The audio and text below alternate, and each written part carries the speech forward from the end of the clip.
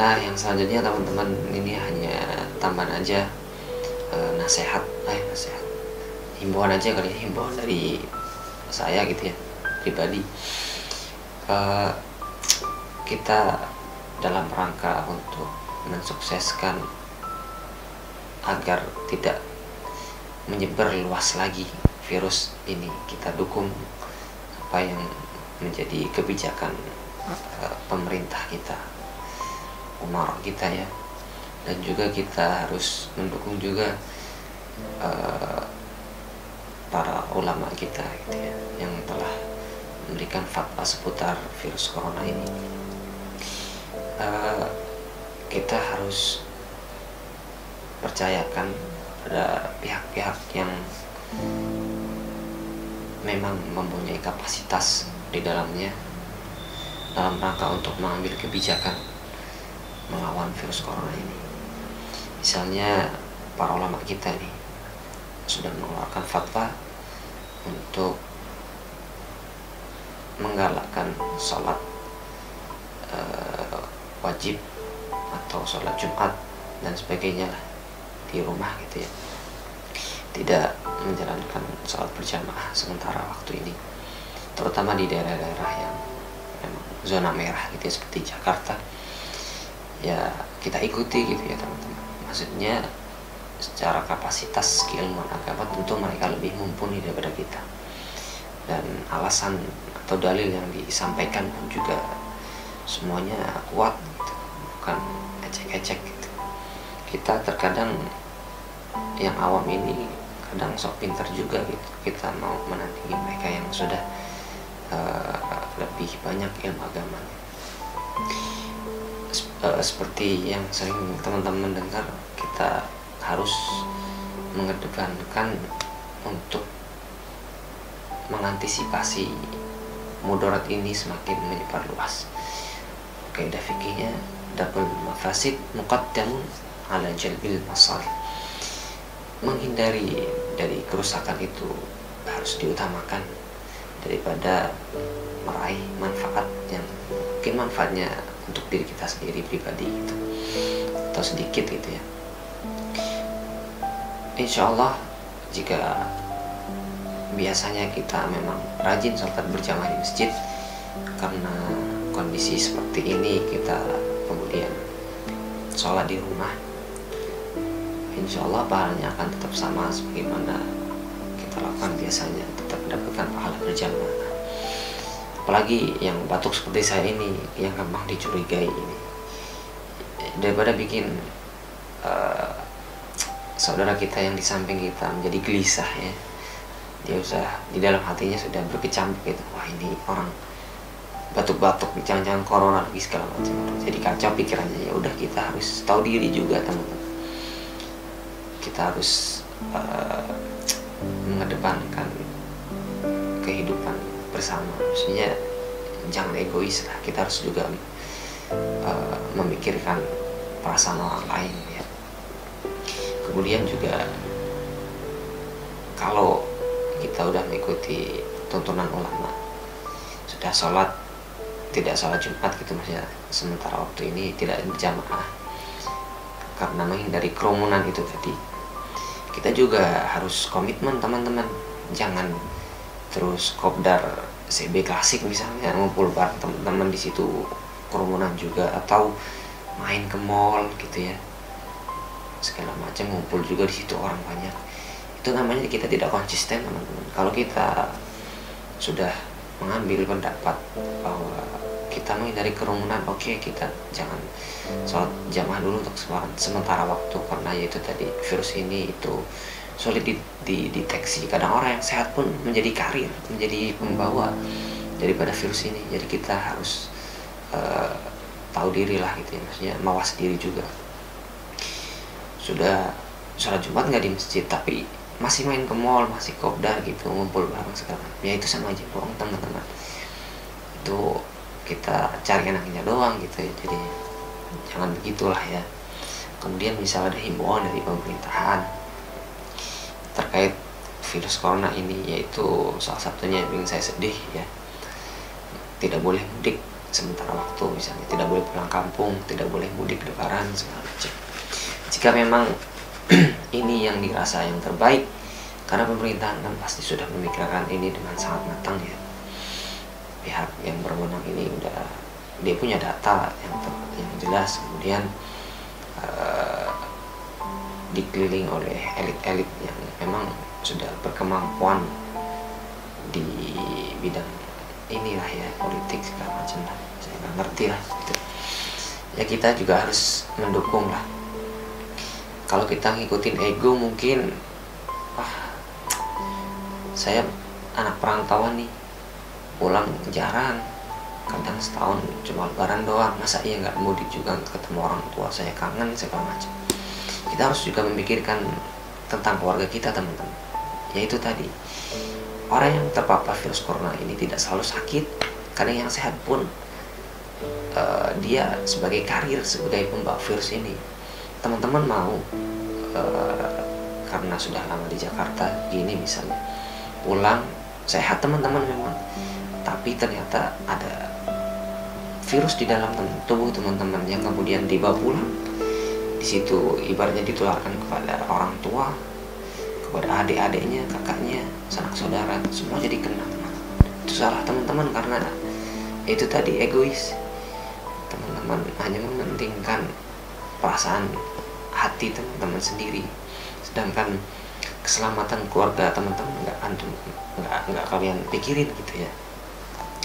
Itu juga tidak baik teman-teman. Kita harus menahan ego kita. Kita harus memikirkan kepentingan maslahat umum dulu dibandingkan kepentingan pribadi kita. Ya memang pasti berat sih. Kalau saya sendiri teman-teman ya, saya selama hidup gitu belum pernah lebaran itu tidak bersama orang tua. Saya selalu bersama mereka gitu. Saya selalu pengen sungkem dengan mereka, minta maaf, pengen ya momen bahagia itu lah, pengen kumpul lah. Dan saya tidak terbayangkan jika tahun ini akhirnya tidak bisa bersama mereka, hanya bisa memohon maaf gitu ya, sungkem hanya lewat by telepon gitu. Saya tidak bisa membayangkan itu. Mungkin akan ada hujan air mata kayaknya, tapi ya udah, ini juga demi kebaikan mereka. Saya tidak mau mereka juga dalam bahaya karena virus ini gitu ya.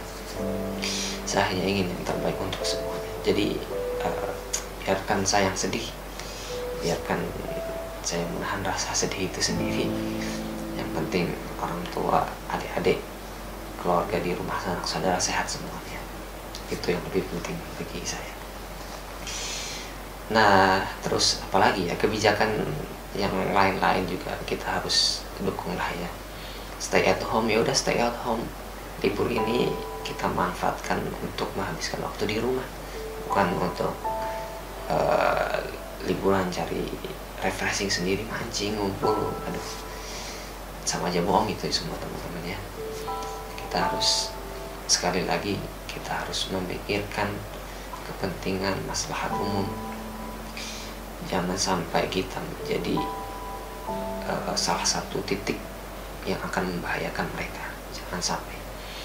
Kita harus berkontribusi semuanya, bekerja sama agar supaya virus ini segera grafiknya turun, agar virus ini segera bisa kita berantas bersama, kita bisa lenyapkan dari muka bumi ini, supaya tidak mengganggu tatanan dunia yang sudah indah menjadi kacau balau begini ya. Dan kita juga harus terapkan dalam hati kita teman-teman.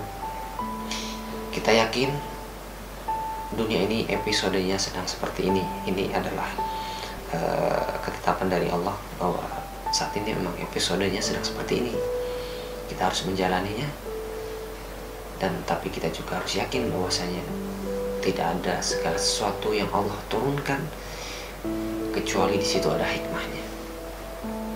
Mungkin sekarang kita belum nemu apa sih hikmah terbaik dari adanya virus corona ini. Mungkin kita belum menemukan itu karena keterbatasan ilmu kita yang sangat minim sekali dibandingkan dengan luasnya ilmu Allah yang maha dahsyat itu ya. Tapi saya kadang berpikir begini teman-teman, mungkin teman-teman bisa ikut renungkannya. Jakarta itu kan macet ya, kadang sering kita nyeletuk ngomong Jakarta macet banget sih, kapan Jakarta bisa lancar jaya gitu, pengen Jakarta lancar jaya. Nah sekarang teman-teman tuh, jangan-jangan karena doa antum atau gara-gara celutukan antum itu pengen Jakarta lancar jalannya, jadi seperti ini sekarang ini Jakarta jalannya lancar. Biasanya jarak tempuh setengah jam, sekarang bisa 10 menit nyampe, 15 menit paling lama. Jangan-jangan ini juga bagian dari hikmah itu teman-teman, atau ya ini hanya sekedar bercandaan saja gitu ya. Maksudnya hikmah yang terbaik, yang terbesar yang bisa kita dapat mungkin saat ini belum kita temukan, tapi kita harus yakin bahwasanya tidak ada segala sesuatu di dunia ini yang terjadi kecuali Allah berikan hikmah yang terbaik buat kita. Bahkan daun yang gugur, satu daun yang gugur dari pohonnya, itu Allah tahu dan Allah siapkan hikmah bagi kita gitu. Kita pelajari apa itu, kenapa pohonnya daunnya gugur, ternyata bisa menjadi pupuk untuk pohon yang ada di bawahnya gitu. Masya Allah, indah semuanya teman-teman. Jika kita memandang dengan pandangan akhirat, insya Allah dunia ini tidak ada yang sesuatu yang sulit, tidak ada sesuatu yang menakutkan, tidak ada sesuatu yang apa ya membuat kita sedih gitu ya. Semuanya itu kita kembalikan kepada Allah, kita kembalikan kepada Tuhan kita, yang mana kita sudah menyerahkan kontrak hidup dan mati kita hanya kepada Allah. Tinggal kita menjalankan apa yang menjadi kewajiban kita, dan kita menjauhi apa yang sudah dilarang oleh Allah. Bentuk syukur yang terbaik dalam hidup ini adalah taat kepada Allah, menjalankan segala perintahnya dan menjauhi segala larangannya. Kita harus juga ingat bahwasanya nikmat Allah itu Masya Allah, tidak ada taranya, tidak ada yang bisa memberikan nikmat sebanyak itu dengan baik, dengan yang terbaik kecuali Allah. Kita bisa bernafas, bayangkan jika kita tidak bisa bernafas, kita ada di rumah sakit, setiap tabung oksigen itu kita harus bayar. Tapi sekarang Masya Allah, tidak ada yang harus kita bayar kemana-mana, ini gratis semua dari Allah. Dengan segitu banyaknya nikmat yang telah Allah berikan kepada kita, yang kita tidak akan sanggup mampu menghitungnya. Bahkan jika kita mengumpulkan seluruh orang yang ada dari zamannya Nabi Adam sampai nanti hari kiamat, suruh menghitung barang nikmat Allah, mungkin tidak akan tetap mampu. Dan karena banyaknya nikmat Allah itu tadi, tentu kita harus bersyukur kepadanya, dan cara syukur yang terbaik seperti apa yang kita sebutkan sebelumnya, yaitu dengan taat kepada Allah. Kita serahkan hidup dan mati kita hanya kepada Allah, kita taat kepada Allah, kita senantiasa berusaha semaksimal mungkin menjalankan segala perintah Allah dan menjauhi segala larangannya. Terakhir teman-teman, sebelum kita tutup, saya ingin berbagi doa yang sering saya lantunkan di tengah pandemi ini ya. Saya suka dengan dua doa ini. Yang pertama itu adalah Bismillahi la yadurru ma'asmihi syai'un fil ardi wala fis sama wa huwas sami'ul alim.